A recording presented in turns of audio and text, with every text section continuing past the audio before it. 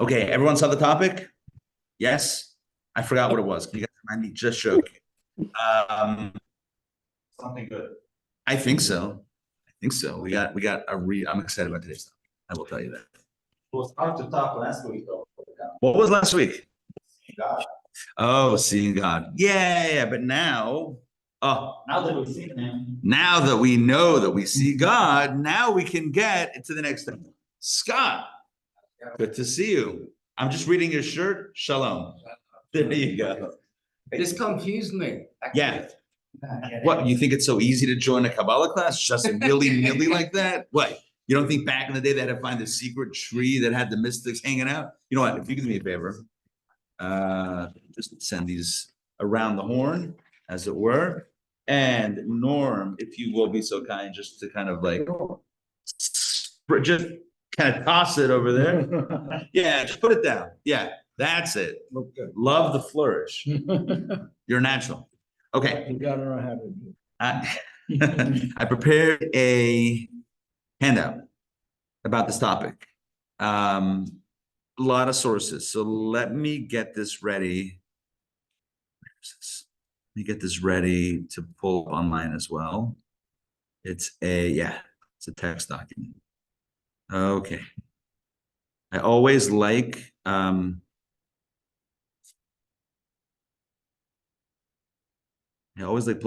up Word documents or text documents when we do Zoom, because that way, if I see a typo or anything, I can always adjust it and we can pretend like it was always like that, always correct. Okay, you guys ready? Let's go. Ladies and gentlemen, welcome to Kabbalah Cafe. This is our weekly Sunday morning jolt of inspo. Spirituality, Kabbalah, Jewish mysticism. So today's topic is, what was it? The hand of God? Was that it? No, the invisible hand? Ah, man, what was it? Feel like I knew it, and then I reminded myself, and so many things happen. So 1 second. Today's topic is the invisible hand. Yes, the invisible hand. Now, 1 second. Isn't the invisible hand an economic term? Isn't that like a term for capitalism or the economy? Like the invisible hand that, who was the dude? Adam Smith, maybe? Yeah. Sounds like a very anonymous name. Free market, invisible hand. Okay. Well, we're not talking about that at all.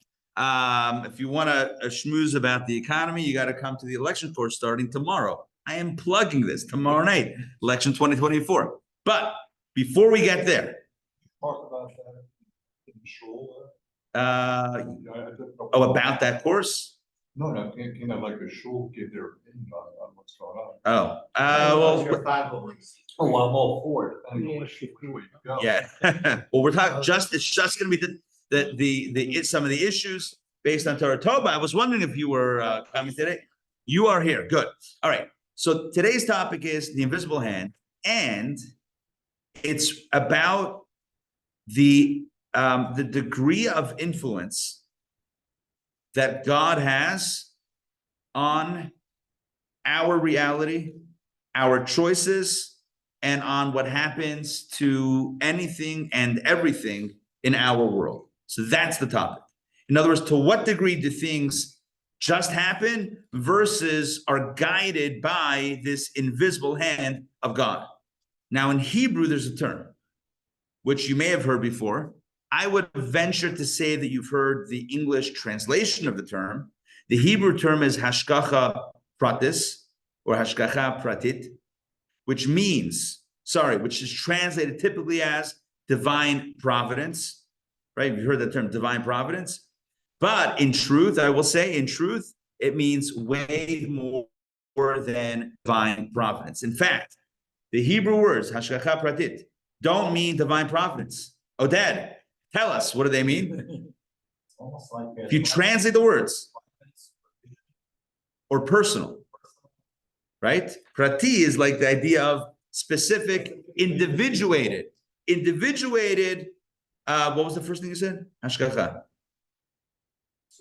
Supervision. Good. Individuated. I'm going to use a pedagogical term. Individuated supervision. Let me explain that for a second. You know, a big thing in education, and I only know this because my wife is a principal. So like now I get the benefit of, you know, finding out these trends and whatnot. Anyway, so it's not a new thing, it's an old thing, but individualized learning, right? Some kids learn like this, some kids learn like that. Some kids learn best sitting behind the desk and listening to the teacher speak. Some kids learn through hands-on projects. Some kids learn through art, music, visual. Kids learn. And the idea of visualized learning or personalized learning is that you are tailoring your lesson not to a class, but to an individual. Now I know what you're thinking. Well, how is that feasible? How can you actually do that? How can you engage everyone on their level? That's why teachers get paid the big bucks. I'm kidding. That's why they should get paid the big bucks. But that, what were we saying? So one way is old school, right? The old school Jewish way of learning, yeshiva way of learning, which is you learn b'chavrata, you learn with a chavrusa, which is a study partner. So it's kind of one-on-one with someone else. If you all have a question, then you ask one of the rabbis in the room. Base medrash learning or beit midrash learning is awesome, right? Imagine a big room, small tables, two people sitting either next to or across from each other, and then, you know, some rabbinic figures, I don't know, that's a weird way to say it, rabbis sitting around the periphery that know the information, know the content, that can answer questions, and there you have it. So it's very individualized. But the idea is not a new idea. King Solomon, the wisest of men, never said he was the wisest of people. Could be there were others though, but the wisest of all men said,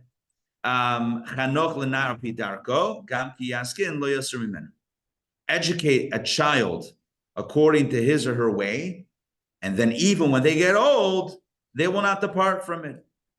What does it mean, al pi darko, according to his or her way? It means that when you educate, it's got to be on that level. It's got to be to the individual. And in a similar way, the idea of Hashgacha Pratis, the idea of individualized or individuated divine supervision means that God is watching, caring for, leading, guiding, facilitating, creating for the individual, not just the collective. The question is, and this is a question that as I'm going to take you through the journey from the early Rishonim, those are the early kind of Jewish philosophers like Maimonides and Nachmanides and others, Sefer HaChinuch, Rabbi Yehuda Chassid. I'm going to take you through all the way down to the Baal Shem Tov, the creator, the founder of the Chassidic movement. We're going to look at the question of to what extent is this individualized divine providence? How individualized is it? And to whom is this individualized divine providence bestowed upon? Everything, everyone, or certain elements within creation? That's the question. You guys with me on this? That's the question. And so we're going to jump in. Let's go straight to the sources. Hey, Tony, I just saw your comment. Good morning to you as well. Okay, I'm going to share my screen so that everybody online has it as well. Okay, and you see on the handout at the top, I wrote, does God control all? With the key word there, all. To what extent is God in control versus does God allow things to run as they kind of do on their own? Okay, before we start, let's just do this. Let's assume, as Judaism does, that God created the world. So that there is a God, we're not going to question today. That's the assumption. That's going to be axiomatic to this conversation, right? That there is a God who intentionally created the world. Yes. The question now is, how does God run the world? Different CEOs run their companies in different ways. Some are super hands-on, some are delegators, some are in between. The question is simply, does God control all? Is God a control freak in a good way? Or maybe not in a good way, I don't know. Does God control everything or does he delegate or let things play out? Let's start with Maimonides. Let's start with Rambam. Rambam lived, how long ago did he live? 900 years ago or so, 850, 900 years ago. Maimonides, the great Jewish philosopher, legal expert. He was a physician. He was an astronomer. Maimonides, known as in Hebrew as Rambam. Rambam was not his name, but that's an acronym. A lot of people went by acronyms. Rabbi Moshe ben Maimon. Rabbi Moshe ben Maimon. Put those letters together. The first letters of those 4 words, Rambam. I've been to Korea. Oh, And nice. they have little. He was born in Spain, Yes, Cordoba, Spain. He left with the rise of the radical Almohads, which was a radical movement within Islam that took that kind of seized control of Spain and much of the Iberian Peninsula. And his family fled. This was in probably the 1100s or 1200s.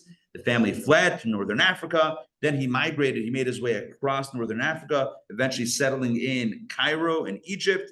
He was the physician to, I don't know, whatever they called the king, whatever, the king of Egypt. And ultimately was buried in Tiberia, Tiberias, with a really fascinating story. But here we go, Maimonides. Oh, Maimon, Moshe ben Maimon. His father's name was Maimon. Maimonides means, I think, the one, like Maimon's son. So they're not using the acronym. It's funny, they don't refer to him by his own name. It's by his father's name in English, Maimonides. They don't say his name? Moshe. In fact, on his tombstone, it says, Mi Moshe ad Moshe, lo kam Moshe. From Moshe to Moshe, there was no one like Moshe. From Moses to Moses Maimonides, there was no one like Moses. That's the line. It's a good line. Good line. Yeah, I've now changed my name. Yeah, it is a huge compliment. Okay, here we go. You guys ready? Does God control all? We start with Maimonides, Rabbi Moshe ben Maimon. Now, he wrote a bunch of works. He wrote works of halacha, Jewish law. He wrote, it's called Mishnah Torah, which we're going to quote soon. He wrote 14 volumes of Jewish law, culled from the Torah, as well as the oral tradition of Mishnah and Talmud, organized in a brand new way, still stands today as the one Jewish legal text that comprises all of Jewish law, including ritual temple law that is not relevant post-temple destruction. He wrote that 1,000 years plus after the temple's destruction, but he included every halacha, etc. When you look at the code of Jewish law, Shulchan Aruch, it only includes laws that pertain to post-temple times. In other words, that we have sacrificial law, ritual purity and impurity related to the temple and Temple Mount, etc. Sacrifices is not at all mentioned in Shulchan Aruch and the Code of Jewish Law because that was written later in the 1500s, 1600s when those were not being practiced. So if you want to learn all of Jewish law in an organized fashion, you have one option, and that is the Rambam, Mishnah Torah. That's where Rambam is. Now, he also wrote a philosophical work, A Guide for the Perplexed, and he wrote it in Arabic. This was not originally in Hebrew. He wrote it in Arabic for those that spoke Arabic that were getting influenced by other philosophies. And he said, hey, we're losing our youth. We're losing our kids to these other philosophies that are very attractive because people they want philosophy. But the only philosophy out there is of other religious faiths and beliefs. So therefore, I'm going to write one in Arabic to what the people, again, he lived in Egypt, what the people spoke then, and we're going to write this, and the focus is going to be on Jewish philosophy. Okay, so here we go. Here's Maimonides in his Guide for the Perplexed. He says, the approach of our Torah is that divine providence, and again, divine providence it has become the English phrase, but the Hebrew is Hashgacha Pratis. It's not just divine providence, it's specific divine providence. But he says, divine providence focuses on the individual only in regard. With me on this? He says, Hashgacha Pratis, the fact that God watches, cares for, directs, guides, is involved with, etc. The individual is only for humans, not for anything else. With regard to animals, and how much more so with regard to plants, his providence governs the species as a whole, but not its individual components. In other words, God is invested in buffalo, but not Reb Buffalo.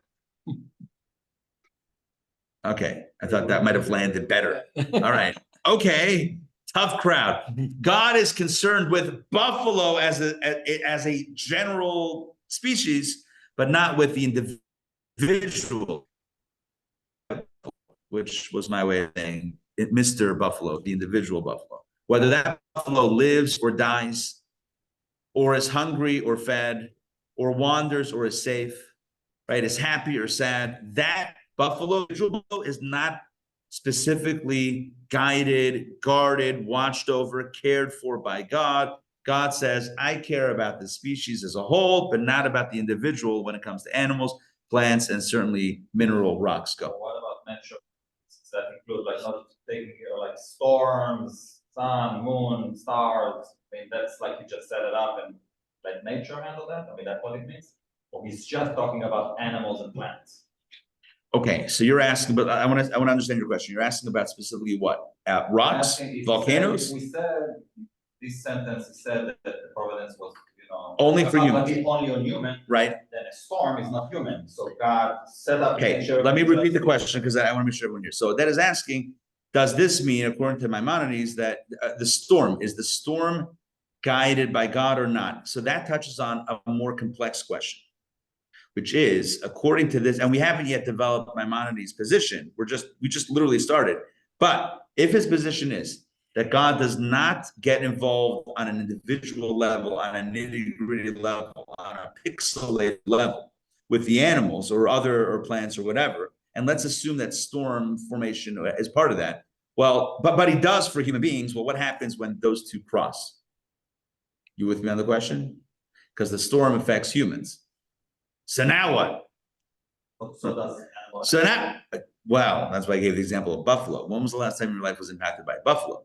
You see what I did there? That's time I was in. Okay, fine. I'm with you. But listen, it's like the question. Now there's a question like, if the storm is going to affect the individual person, well, it's now back to storm based on the individual. And now the cloud formation, storm, whatever.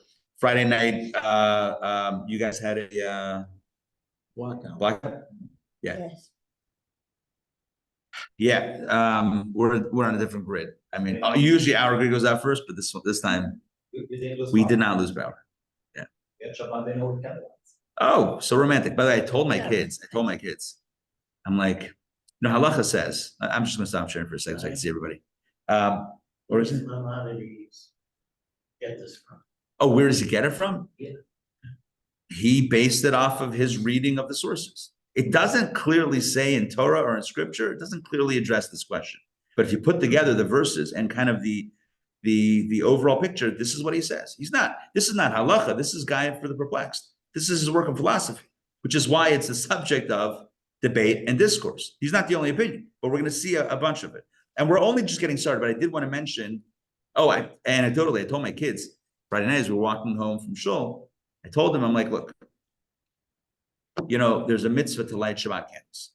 And the Code of Jewish Law says the reason for that mitzvah, it's a rabbinic mitzvah. It's not one of the six, it's not one of the biblical, it's not in the Torah, but it's a rabbinic mitzvah. There's 7 rabbinic mitzvot, and one of the 7 is to light Shabbat candles. Okay.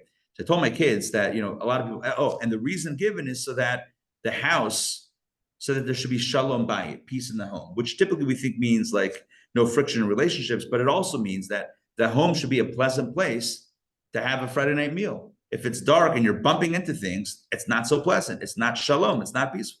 So the idea is to have a peaceful Friday night meal. Everyone asked, but one second, we now have electricity. So maybe we don't need to light Shabbat candles. I told my kids, you see this? You can't rely on the grid. You can't always rely on power. The candles, we have candles. I didn't know that our power had not gone out. I said, you see, you have candles on. And because of that, it'll be light either way. You're allowed to, 100%. That's Hanukkah. Hanukkah is different. Okay. Shabbat, specifically, you're supposed to use them for light. In fact, that's why you light them specifically by where you eat. Some people light it in a different room because of convenience, but really the core mitzvah is you light it by the table or on the table, ideally. I was going to say, not to overstep my mark, but in my opinion, to answer your question, he would have read the prayer that got into deep meditation, and whatever he received in messages is what he would have then communicated. So I don't think. But Maimonides, he was a rationalist. So Right, he was. And I'm not saying he wasn't a spiritualist, but he was a strong rationalist. Let's see what he says. Let's continue what it says. Okay, next, second paragraph. Now, here's his logical argument. You ready for his rational argument? If one were to posit that divine providence, specific divine providence, involves all entities, including inanimate objects, plants and animals, well, then it would follow that animals receive reward and punishment in the world to come for the suffering which they endured in this world, for all his ways are judgment. In other words, let's follow his argument before we move any further. He says like this: if we were to believe, he doesn't use the word believe, if we were to think that God controls the fate of the individual animal and is determining whether the animal is fed or goes hungry, well, then animals need to have reward in the hereafter because of the punishment or the suffering that God meted out to them. If you say that God creates a species of animals and then says, y'all on your own, then whatever happens, who eats, who doesn't eat, that's up to the animals, and God says, I'm not involved, don't come back to me. If God is literally orchestrating everything that happens, well, then you would expect there to be some sort of reward and punishment in the afterlife, in the world to come. Again, for, quote, all his ways are judgment, which means just. Kol derachav mishpat, all his ways are just. Nevertheless, the concept of reward for an animal that does not speak has never been heard of in our faith in previous eras, nor did the sages of the Talmud mention it. He's using a logical kind of reference by omission. He says, look, we've never found in any rabbinic literature, we don't find any biblical sources, but not even post-biblical sources, Mishnah, Talmud, there's no mention or even midrashic mention of animals having a reward in the afterlife. This is not a question of if dogs go to heaven or not. I'll leave that but he's saying there's no mention of reward for animals in the world to come. So one second, if there's no reward, then how can we say that God is deciding the fate and destiny of the animal? Because if God gives a specific animal a raw deal, you would think he would have to, because he's just, he would have to give it its reward in the hereafter. And yet we don't find anything. Therefore, he concludes, there's no concept of individualized, Hashgacha Pratis, there's no individualized or individuated divine care, divine concern, not care or concern, but divine guidance to the specific animal, just to the species. So when Mashiach comes and everybody's rewarded in heaven, there will be no animals. So first of all, reward happens in Gan Eden, in the afterlife. Mashiach is the world of redemption, i.e. the world of Mashiach, Gula, but it's also the world of resurrection of the dead. It's another question. Will animals return to life? We don't have any source for that in scripture. I've never seen any, I've never heard of any source like that in literature. Next, let's look at his guide for the perplexed, the next section. Okay, this is from 318, that was 370. Divine providence. One second. Now Maimonides says, by the way, even with regards to human beings, not everyone's equal. Divine providence does not rest upon all men equally, and men is not gender specific, it means all humanity equally. As to the fools who rebel against him, their interests will be loathed and will be controlled by the natural order, as are those of the animals. Look what he says. People that are not faithful to God, he says, have the same level of divine interaction as the animals, which means that God doesn't really get that involved. And God says, you're on your own. That's what he says. I'm reporting what Maimonides is writing. Again, I'm reading. Not all men, the divine providence does not rest on all men equally, as to the fools who rebel against him, their interests will be loathed by God and will be controlled by the natural order, as are those of the animals. To them can be applied the verse, he is a sinner. He, a sinner, is comparable to the animals who cannot speak. They are compared to the animals. In other words, there are some humans that, like an animal, is not guided with God's specific divine providence. So too, the sinner, the one who rebels against God, also God says, you don't want me? Then you're on your own. That's it. Figure it out for yourself. I'm gonna let the natural order take it. God treats has relationships with us individually. So is he discounting? Yes. Whoa, yeah, he's explaining. First, he says that minerals, plants, and animals do not have specific divine guidance, only humans. And then he clarifies and qualifies within humanity, it's not for everyone either. It's only for those that are faithful to God. Those that are faithful to God, God is faithful to them. Those that are not faithful to God, God says, you're on your own. Nature is going to run your life. I'm out. Now, God is orchestrating on a higher level, a general level, but on a specific level. By the way, just to be very clear here, I'm going to repeat this throughout. This is one opinion. This is Maimonides' opinion. The point of today is to go through the concept or the topic or the topic of Hashgacha Pratit, individualized divine providence, from going through thousand plus years of Jewish scholarship and to explore different opinions. So this is Rambam, yeah. Sort of a way and I think, is it minimizing God is the question. I don't know if it's minimizing God. I think it's saying that, well, because like God can't get involved. It's not that he can't. Doesn't say he doesn't have the capacity. It's kind of like this. It's kind of like God is perfect. He's not getting involved in imperfection. He's going to get involved in messy things. He's only getting involved in things that are meaningful. Not because he can't otherwise, but because he doesn't want to. sounds closer to what like the Egyptians thought. I mean, yes, they have deal, but God created the world. That's great. Everything is. I hear you. On, Just to repeat, Odette is saying it sounds like a little bit like other philosophies, and that doesn't sound so Jewish. I don't know that I agree. I don't know that I disagree. I mean, I think it is what it is. This is what he writes, and he's not alone. We have other sources, even of Kabbalists or mystics, that write something similar. I think it was the prevailing. I think that you and I are looking at this through the lens, as we'll see. The conclusion will be the teaching of the Baal Shem Tov, who introduced a new concept of God and providence to the world and to the Jewish world. And I think you and I look at things because we're so steeped in a post-Baal Shem Tov world that we look at belief, faith, God, Torah, Yiddishkeit, Judaism through that lens so strongly that we can't imagine another reality.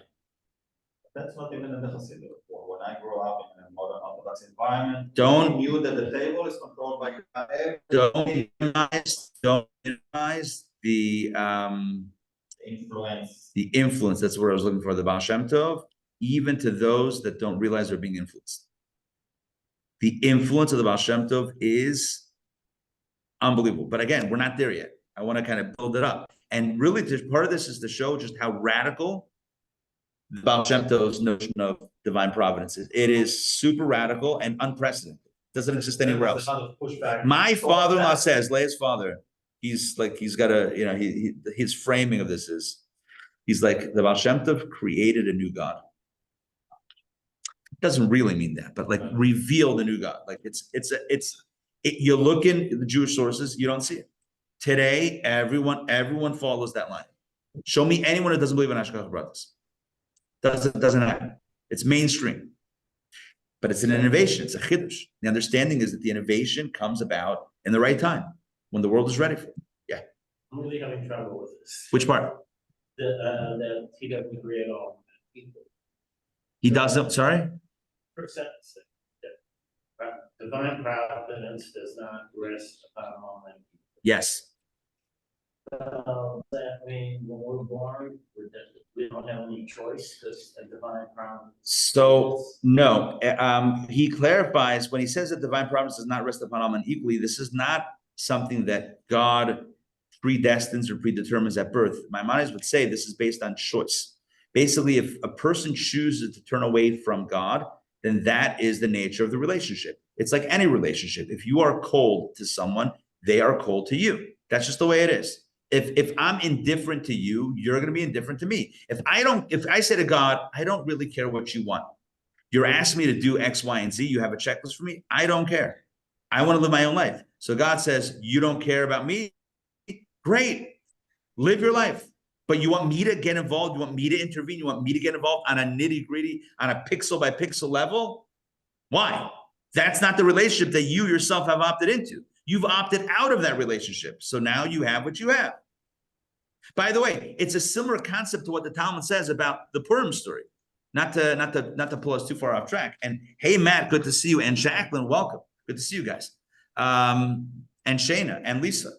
Listen, here's the deal. The Talmud says that why was there such a threat to the Jewish people in the times of Purim? It's because because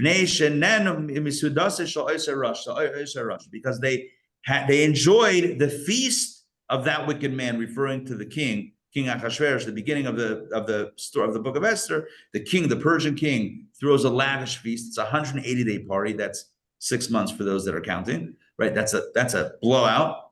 It's a long farbrengen. That's even greater. Yeah, that's a long farbrengen. That's like the longest farbrengen ever.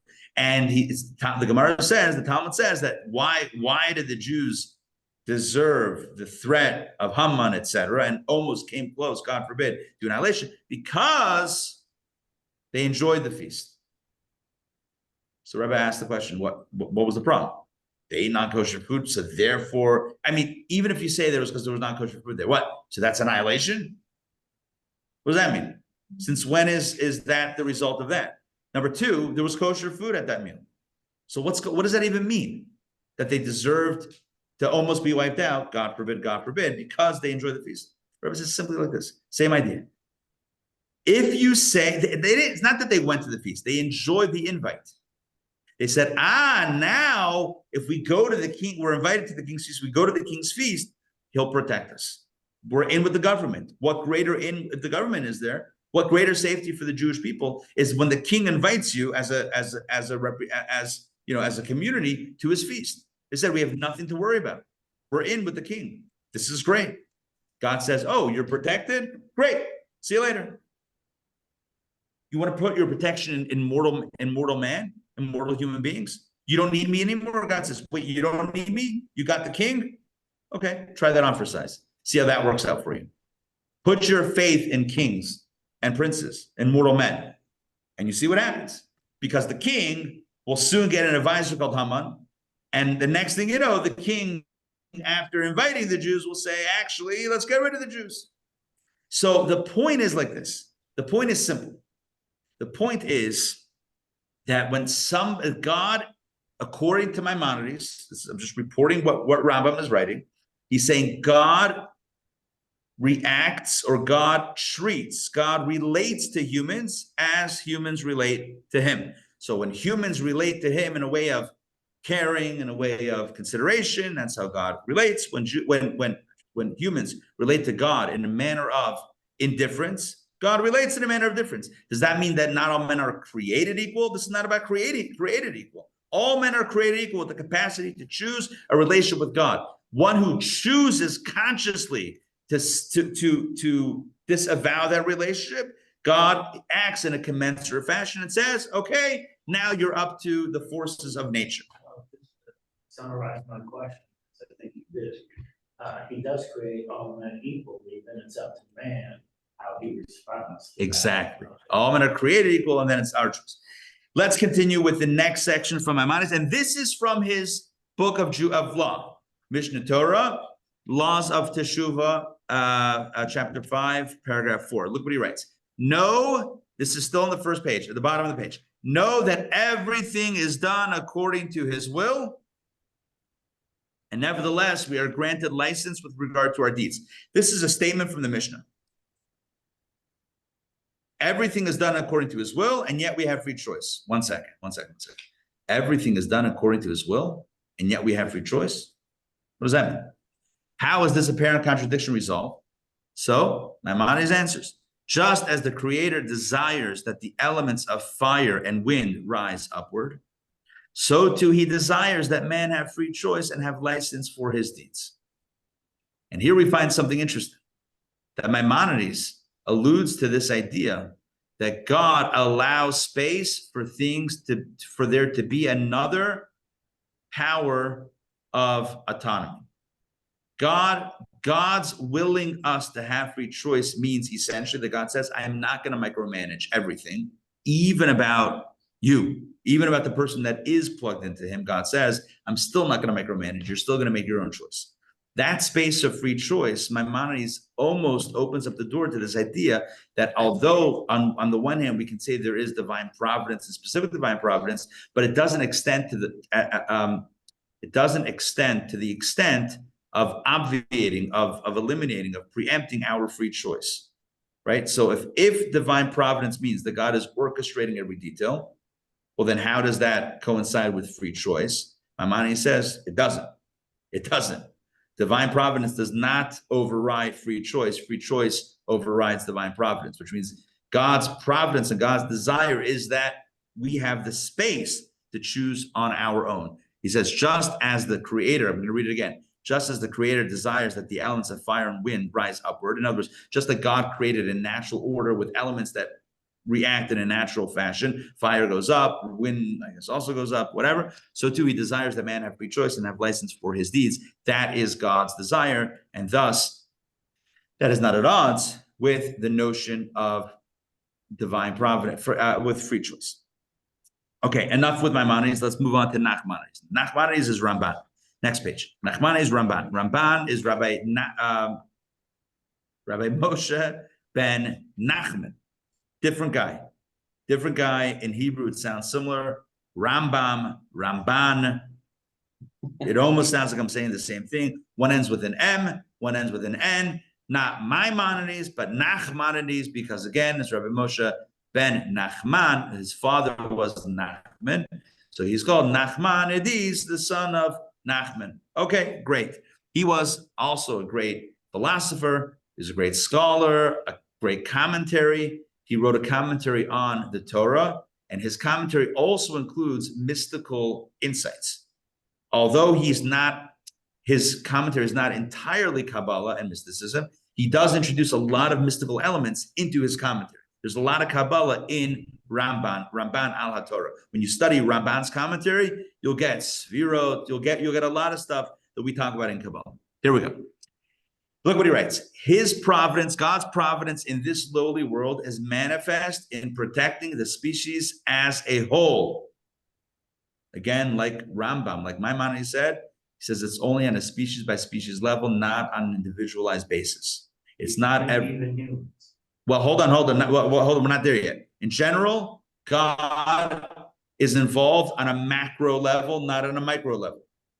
He's involved on a higher level, right? He's like, we need a department that is buffalo.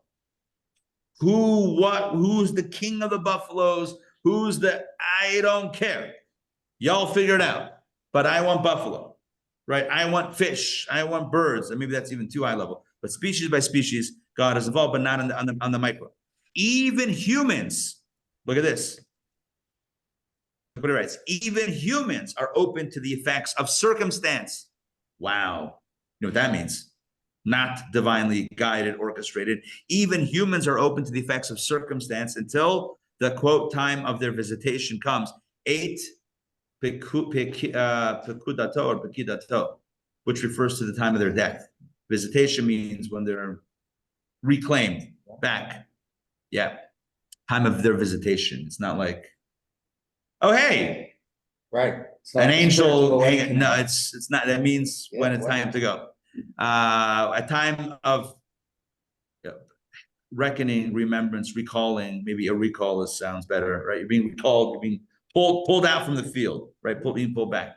So again, he says, even humans are open to the effects of circumstance. With regard to his pious ones, he focuses his attention to know them in a particular way. So here he does sound like Rambam, Maimonides, that says that the general status quo, or in other words, the general operation is macro, not micro. Even for humans, it's macro, not micro. For the pious ones, for the righteous, God says, I'm getting involved.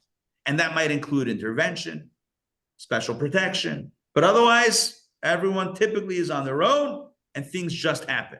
And when we say things just happen, they just happen. There's free choice that humans have. The animals do their own thing. And nature runs its show. Now, does God create the world? Yes.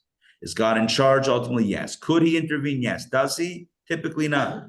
To his righteous ones, his pious ones, maybe, but otherwise, So there's no, you might not know the answer, but pious is religious people, literally the Chassidics, literally the handful. Or I don't know that he's a good question. What does pious mean in this context? I don't know that he's raising the bar to like Tanya's definition of a tzaddik, who never did anything wrong, nor would ever be interested in doing anything wrong. That's like the highest level of a tzaddik. He probably means someone who's, overall, someone who, is invested in God. Again, God is invested in, okay, or her. Now, let's move on. Okay, so we got it. So Maimonides, Nachmanides, they both say similar things and still take similar approaches. Now we have the Sefer HaChinuch. Sefer HaChinuch is a book written by Rabbi Yehuda Chassid, written, I think, also like, I don't know, in the thousands, 1100, like 1,000 years ago or so. And this book is actually fascinating. I've actually thought about maybe doing a course on this. He takes every mitzvah, all 613, and he gives a rational explanation for every mitzvah. First of all, he says what the mitzvah is. The source, like the biblical verses that, how do we know it's, like, where does it come from? Okay, so he cites the verses, explains what the mitzvah is, and then explains the reason for the mitzvah, explains the rationale for every mitzvah. It's a great work. I don't know. I don't know why I don't usually study it. I mean, maybe y'all have. I have not gone through it. Well, 39 is not really 39. It's like 1,039 when it comes to Shabbat. But anyway, he keeps it short.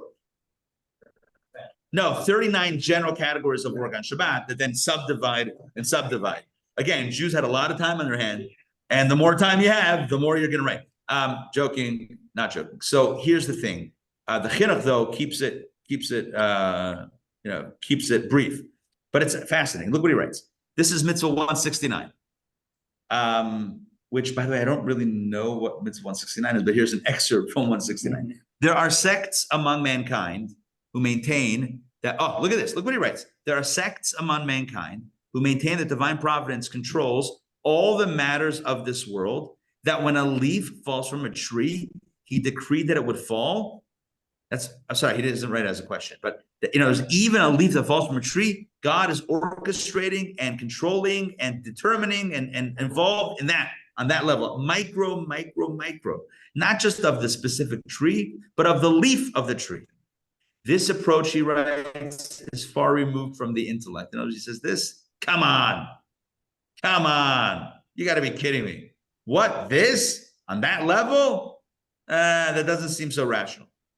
He continues, there are other sects who believe that he will not place his providence, in other words, altogether, that God doesn't care at all what happens. That's the other extreme. This is the view of the heretics. So he's saying you have extreme views one way and the other way. One extreme view is that God is micromanaging everything. One view is that God doesn't care about anything.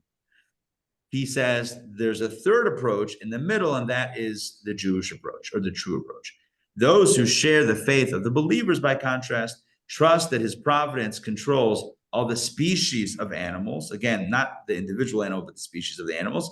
This is the belief which we have received from our great teachers. Again, the idea that Hashgacha Pratis is not on the individual animal, the individual buffalo, but on the general species of buffalo, that there should be buffalo, and then, let nature or whatever happen, things just happen. But God has a macro level of involvement, not on the micro level. So far, we have the Sefer HaChinuch and Nachmanides and Maimonides. They all say the same thing.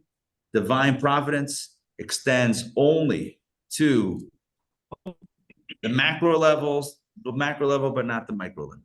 I know a Chassidic rabbi who used to say, probably still does, when a leaf falls from a tree, it's God. Well, hold on. That's based on the Baal Shem Tov. Right. So the idea that a leaf falls from a tree is, yeah. So we're going to get to that's the ending, right? We're building up to this. Now, let's continue. Sefer Yikarim. This dates to the either 1300s or 13th century, one of the two. He writes the following. We are forced to say that his knowledge, God's knowledge, encompasses every entity found in the world and every event that takes place. Nothing, neither small nor great, is beyond him. In other words, God knows everything that's going on. You cannot say that God is unaware of anything that happens. In other words, you can't say that God is like, oh, I had no idea the weather in Atlanta. Look at that. It's 90 again. Wow. No wonder they call it Hotlanta. It's not like God is finding out about things or unaware of things. That's not what's going on. God is aware of everything. Nothing is too small or great to be outside of his knowledge. Nevertheless, that's knowledge. Nevertheless, he does not watch over animals to grant them reward or punishment for their deeds. Instead, he watches over their particulars inasmuch as they are part of the general category, species, protecting the existence of the species, but nothing beyond that. Once again, the same position. Now we have Rambam, Ramban, Sefer HaChinuch, Sefer Yikarim, all that say the same thing. There is a God. God creates the world. God creates reality. God knows what's going on, but does he watch over the specific individual to determine what happens, what their fate is? And does he also watch over them to give them reward and punishment? Typically not, with the exception of humans that are dedicated to God. Otherwise, it's what we would call Hashgacha klalit, not pratit. Hashgacha klalit means general providence. General providence, not specific providence. That's why the word divine providence, or the phrase divine providence, is a misnomer. It doesn't even reflect one way or the other. Divine providence. What do you mean by divine providence? Specific or general, right? That God has providence, that God is watching or aware of, for sure. But the question is, how specific does that go? So again, up until now, all of these sources, and this was considered mainstream Jewish thought. This is not fringe Jewish thought. This is not one opinion. That's why I cited all these opinions. There are opinion after opinion, generation after generation, that take it for granted that no, there is not this thing called Hashgacha on everything, this specific providence. General providence. Some things have specific providence, but that's the exception, not the rule. Now, there are I'll distinguish about humans versus. well, we saw 3 out of 4 did this last one. We don't have it, but I would presume the answer is yes. Now, I would presume that there was consistency in this. Now, the Ramak. Who's the Ramak? Stands for Rabbi Moshe Cordovero. And I know what you're wondering. Rabbi Moshe Cordovero is spelled with a C. So why is Ramak spelled with a K? I don't have a good answer for that. But I felt like when I was writing Ramak, it should have a K, not a C. It would look a little weird if it had a C. But whereas Cordovero, I don't know, looked better to me with a C, and I think that's typically how it's written. So here you have a debate between the K and the C, so I'll let them fight it out. So the guy who says I bought myself a humidifier, then I bought myself a dehumidifier, I'll let them fight it out. Okay, Ramak. Here's what the Ramak says. Ramak was a Kabbalist. This is straight Kabbalah. The Ramak, Moshe Cordovero, was part of the group of Kabbalists that composed a lot of the Friday night prayers, the prayer service. Shlomo Alkabetz composed the L'chadodi prayer. But whatever, Moshe Cordovero was of those mystics at that time in the 1500s. So here we go.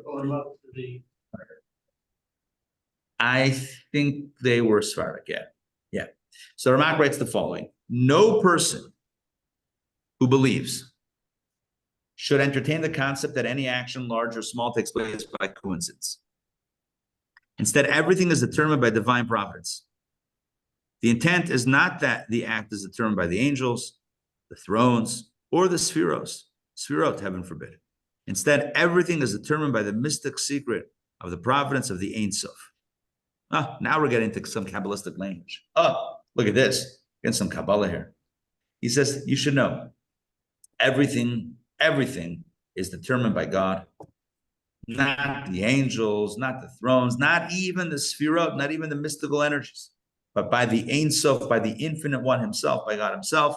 This is what Moshe Cordovero writes in Elima Rabasi, in Ein Kol Tamar. Okay, and it sounds like he's saying that there is specific divine providence. However, the Shomer Amunim, which is published in 1730, another work of Kabbalah, so he says that's not what the Ramak meant. He qualifies the Ramak. Take a look at the Shomer Amunim, next page. There's nothing that takes place by coincidence without a divine intent and providence.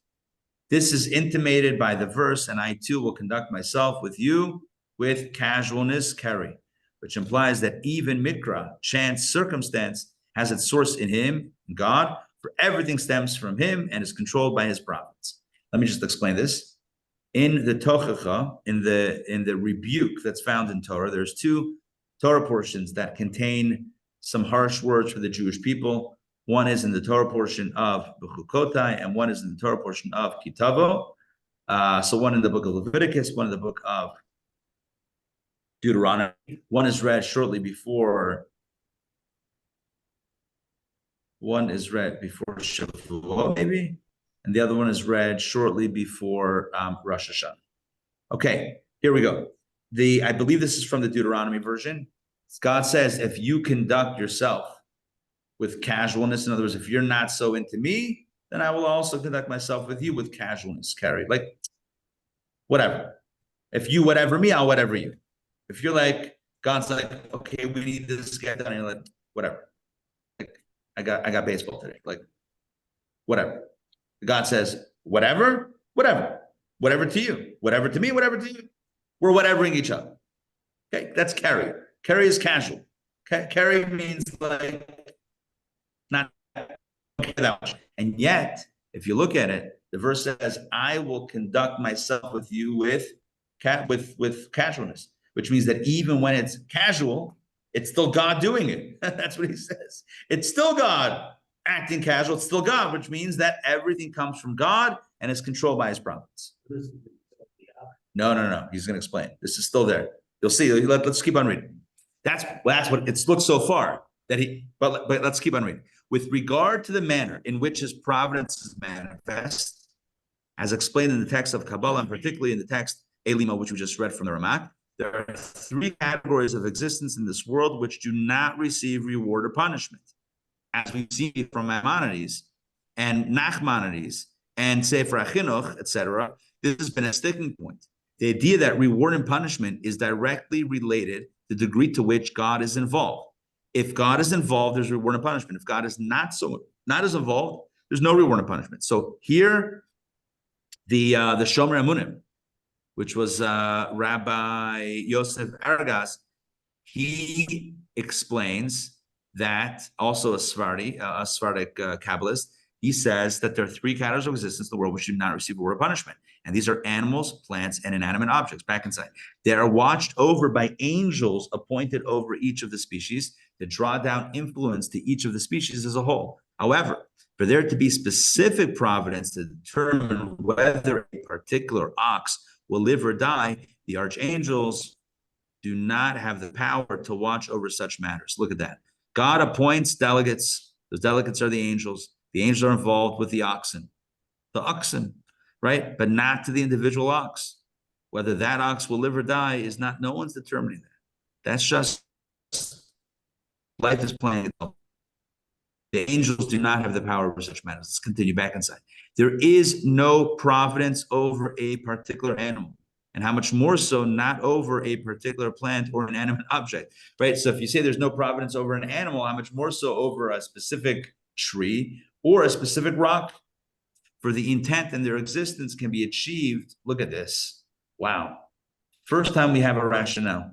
For their existence can be achieved when considering the species as a whole. God doesn't have a purpose for the individual ox, but for the species of ox. That's what he writes. It's not what I'm saying. It's what he's saying. God's intent, the intent in their existence of the tachlit, the purpose, is achieved by them as a whole, not by the individual as an individual. There's no need for his providence to be manifest.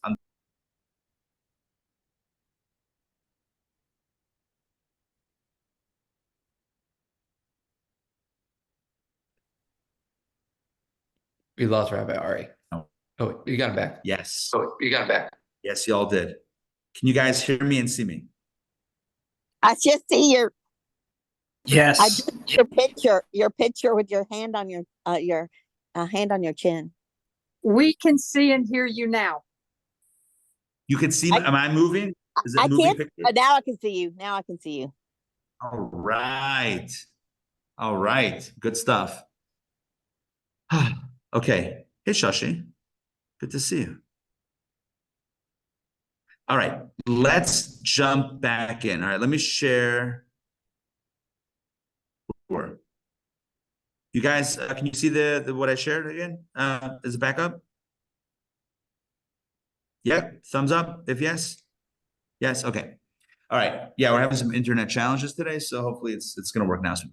All right, there is no need, I'm just going back in line, there's no need for his prophets to be manifest on the particular members of each species. On the contrary, whatever happens to the particular members of the species is absolute coincidence. Wow, look at this line.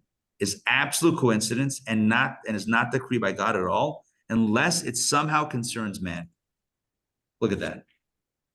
Whether the individual ox lives or dies on a farm somewhere, he's saying, the Shomer Amunim is saying, you think God is determining that? It's not, it doesn't relate to the master plan. The master plan includes oxen. You need oxen. That particular ox, you don't need it, unless that ox plays a role in human, unless it does play a specific role within, unless it somehow, connects, or what's the better word? Whatever, collides, not physically, but right, with a human being, then it does play an important role in mankind.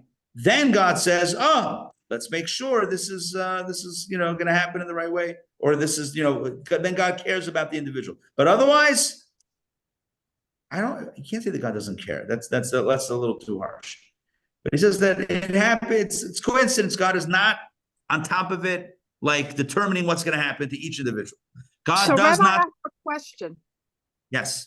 So are you saying, like in the case of the ox, so if I'm plowing with the ox and the ox falls under that kind of providential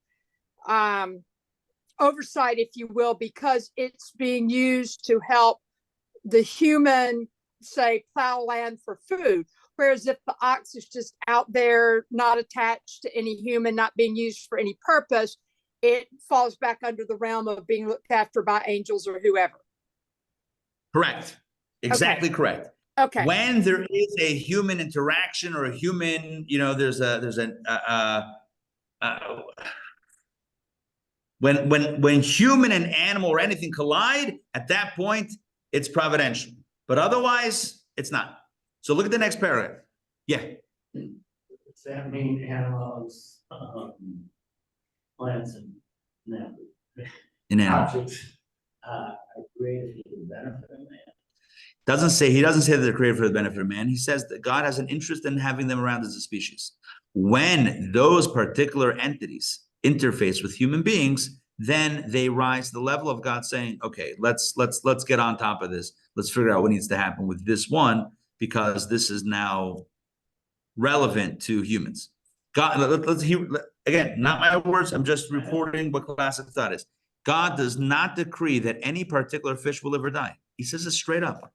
God does not decree that any particular fish will live or die. He does, however, issue decrees concerning a person, his sustenance, and his livelihood. Thus, there is divine providence concerning a person that involves his animal. For example, if his animal will gain weight, or somebody if his jug will break. Dr. Maxey, that's exactly your question. He addresses it right here. Right? When it's your animal, and let's say if you're raising cattle for food, so then the level of how big the cattle is and how much food you're going to get, that is controlled by God. Or if his jug will break because it's your jug, it's your plate, it's your bowl, that God is involved in. But again, I guess you could say it's kind of like we're striking a balance between trying to speak accurately but also not speak callously. But like if you have a bunch of animals somewhere, roaming wild or whatever it is, according to this, that doesn't really, on a species level, yes, it's important, but otherwise on an individual level, God does not take that much interest. Whereas when it now comes onto the scene, into the script of human beings, right? It's kind of like when it's cast in the role of, on stage with human actors. Now it's important. Now we send the ox to makeup, right? I mean, now it's like, now we care about the appearance, what happens, right? But otherwise, as long as it's in the bullpen, as it were, literally and figuratively, doesn't actually have that level of providence unless it is now in the purview. The buffalo example. So Yeah. the buffaloes roaming by themselves, but once man started killing the buffalo, And that I don't know. So humans killing buffaloes, does that now grant them providence or that up? So listen, here's the thing. As careful as these texts are in describing it, I don't know that I'm the one to say exactly at which point does it cross over to become meaningful on that level versus still in its original state.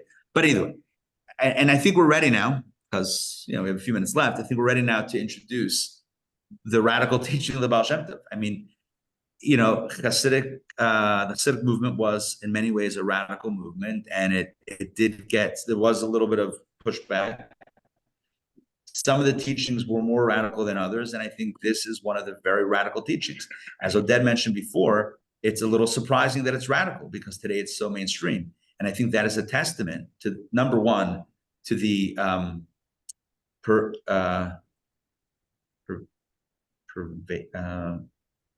pervasive, I'm like inventing words here. How pervasive, the pervasiveness, there we go, of the teachings of the Baal Shem Tov and Chassidism, but it speaks to the truth of the messaging, because if it's not true, it wouldn't spread, and if it spread, then it indicates its truth. So here's what the Baal Shem Tov teaches, and this is not an original quote from the Baal Shem Tov, but from the previous Rabbi Yosef Zashnerson. Oh wow, I forgot to write Rabbi. See, I knew this would come in handy. I told you guys.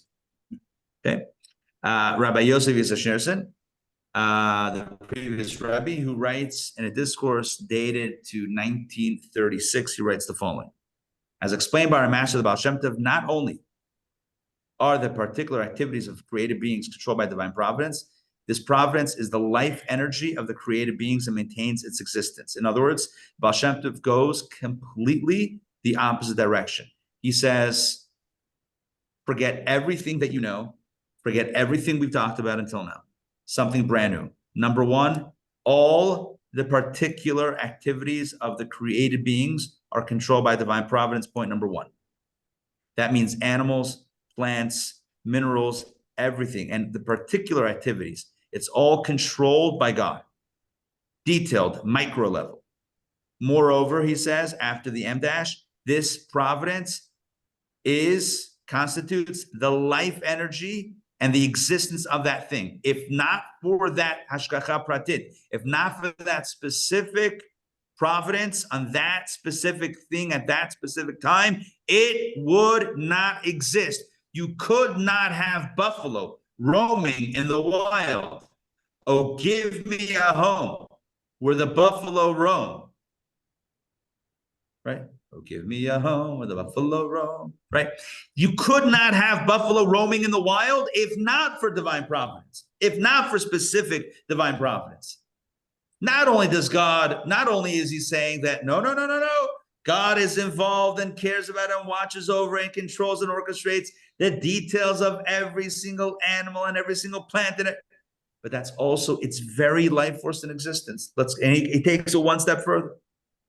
Moreover, third point, every particular movement of an individual created being has a connection to the intent of the creation as a whole.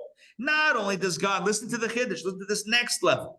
Not only does God care about every movement of every buffalo in the wild when no one's watching, does God orchestrate that and that, number one. And that, number two, constitutes its very being in essence and existence. Number three, that very movement isolated in middle of nowhere, in middle of the plains of the US of A, right? With a pack of wild buffalo. Each particular movement of that buffalo relates to the purpose and the intent of creation as a whole relates to, in other words, the master plan. Not just on an individual level, but now the individual relates to the master plan. Look what he says. A slight movement. Tell me if you've ever read something more radical after reading everything before. If you've ever read anything more radical in your life. A slight movement of one blade of grass fulfills God's intent for the creation as a whole. One second. Radical. Everyone says, Ramban, Sefer HaChinuch, Sefer Ikarim, Moshe Kadavero, the Shomer Amunim, go, philosophy, Kabbalah, pick your author. Everyone says essentially the same thing. Hashgacha klalit, general providence over the species. Does God care about the individual? No. Even humans, sometimes not. An animal only vis-a-vis how it interfaces with a human, maybe. Here, the Baal Shem Tov says, number one, Hashgacha Pratis, Hashgacha Pratit is over everything, every being, every entity that exists, even a blade of grass. Number one. Number two, it wouldn't exist if not for that divine providence, because nothing can just exist on its own on autopilot. There is no such thing as autopilot or as nature. Everything is God determining specifically and orchestrating its life in this moment, number two. And number three, its particular movement relates not just to its purpose, but to the purpose of the entire organism, the entire mechanism, like the butterfly. Not just one butterfly can create a tsunami, but the butterfly, the movement of the wings of the butterfly are part of the grand intention and purpose of the whole world. And this is where, as Toba mentioned before, this is why we all know today the famous idea that when the wind blows and the leaf disconnects from a tree and it flutters to the ground, the leaf and its movement, the specific manner in which it flutters to the ground, all of that is divinely orchestrated. Where does that come from? One source, the Baal Shem Tov. This is one of the innovations of the Chassidic tradition. And I will tell you a story, an anecdote.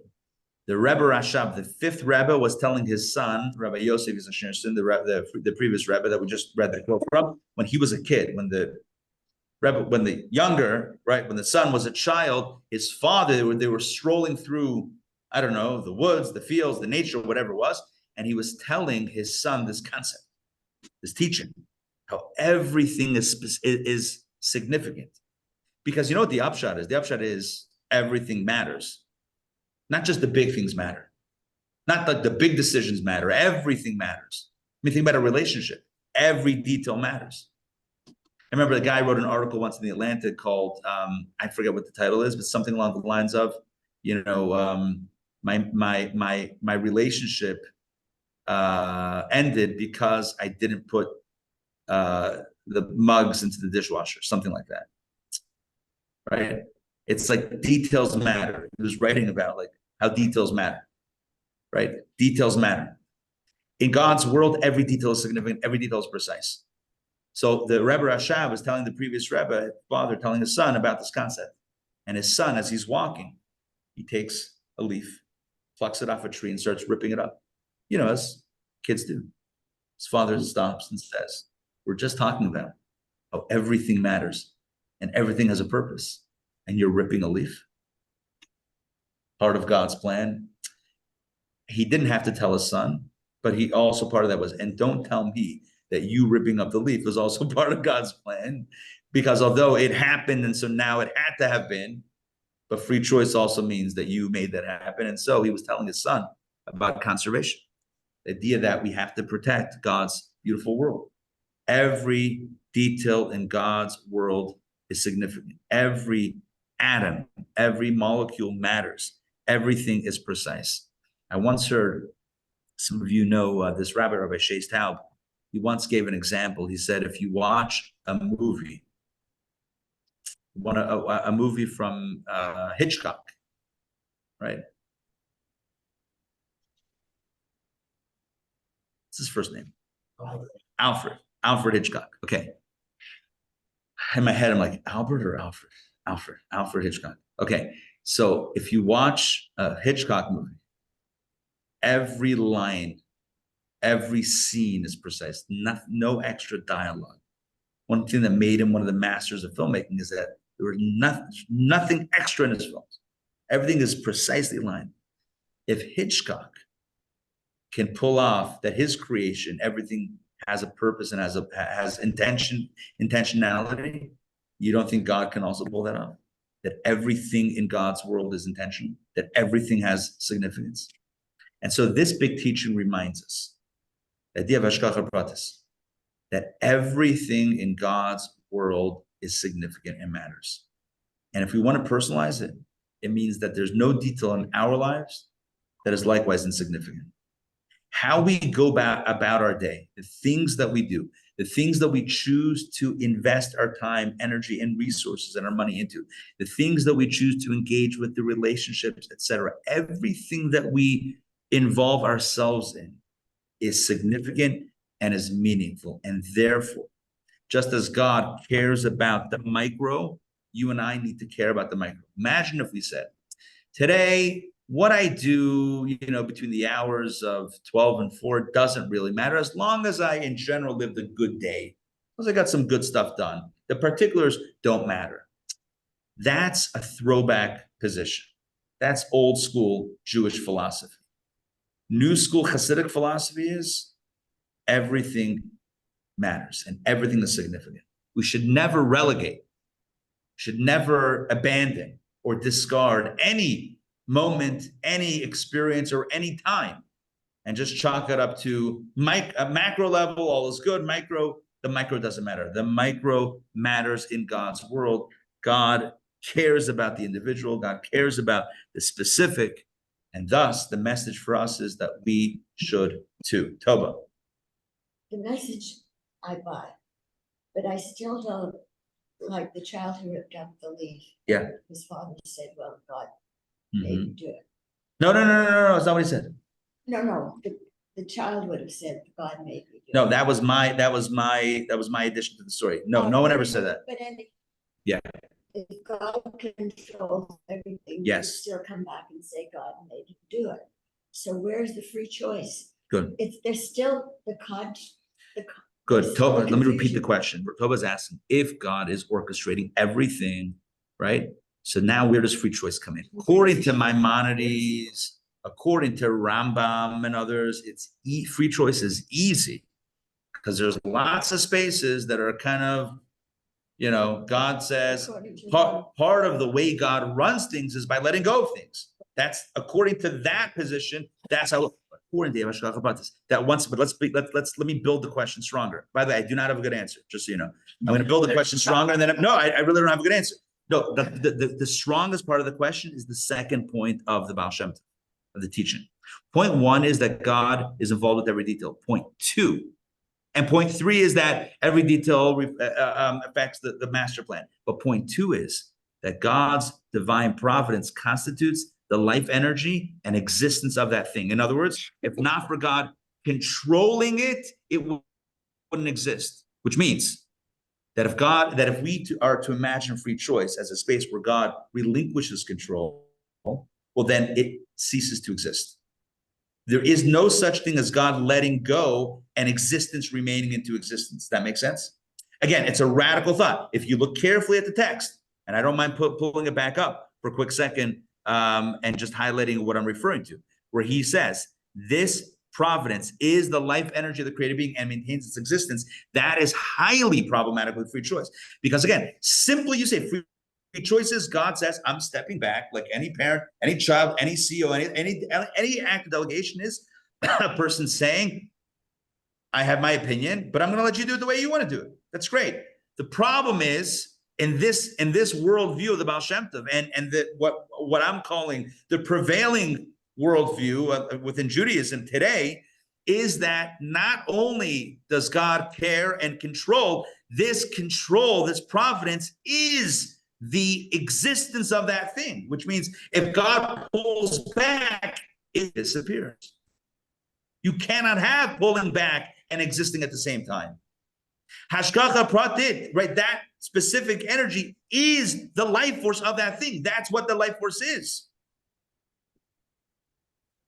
How did you define divine providence? Individual? According to this, individual, not just God cares about the individual, but God is providentially almost, I've used the word controlling what happens in that moment.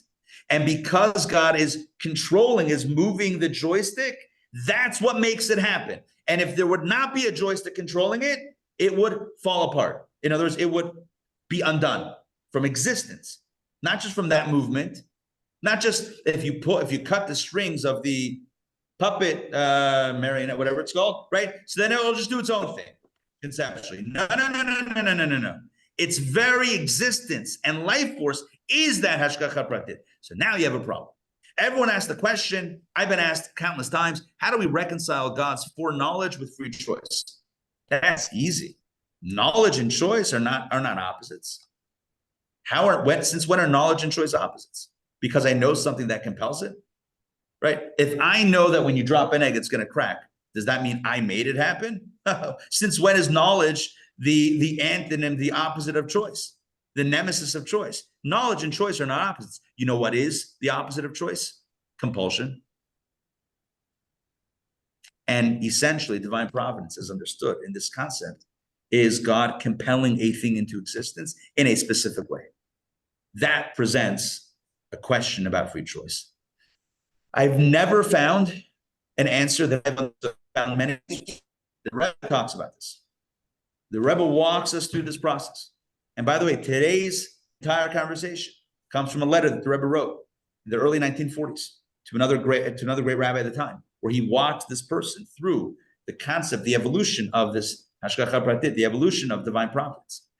The Rebbe speaks about this in a sikha, in a talk that a Parshat Lech Lecha. It doesn't really matter the context right now, but he gives an answer.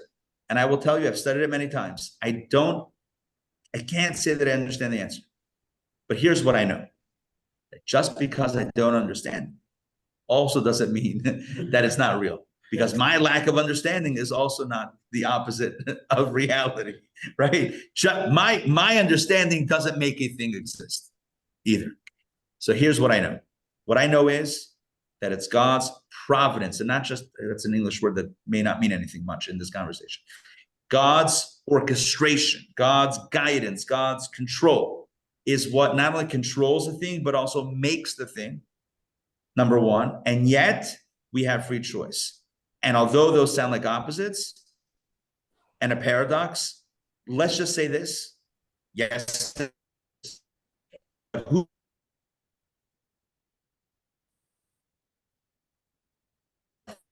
either or? Maybe. And again, I'm not saying there's an answer that satisfies us intellectually, but this is an answer that maybe we can surrender to, is that God can both control, and that has to be absolute, and can give space. How? I don't know. But then again, I'm also not God. So, Dr. Maxey. So I have a question. So are you sort of saying that the concept here is, so let's just say that Hashem has a specific task that I'm here to do. It's part of my avoda. Kash v'shalom, I failed in that specific aspect of my avoda. So then God has a choice to take that task, which is needed for creation to continue, and assign it to you, or assign it to, anybody else in the class today. And in that way, his creation continues, the job, so to speak, gets done. But yet I had the free choice to do or not to do what he placed in front of me as part of my avoda. No, but that is true, but I'm also saying something else. Imagine code. Imagine code. Computer code. And the only way the software is running, the only way anything is running is because code is making it run. And the code is making it run a certain way, right? It's not like that which is being programmed has a choice about what it's going to do. Literally, the code is telling you what to do. And when you delete that code, the thing doesn't exist anymore. Right? What is created by code doesn't exist. And so now the question is, if God is coding in this moment a certain scenario, where do I have that choice?